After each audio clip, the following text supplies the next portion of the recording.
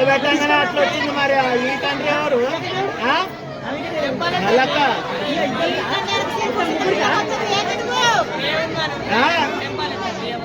ఎవరు నువ్వు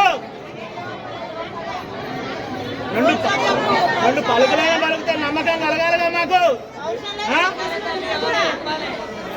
చెప్పాలా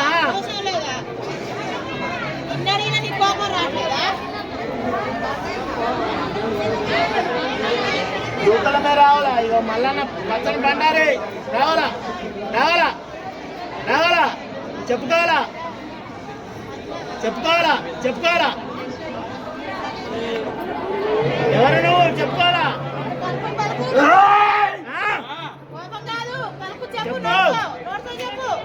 చెప్పు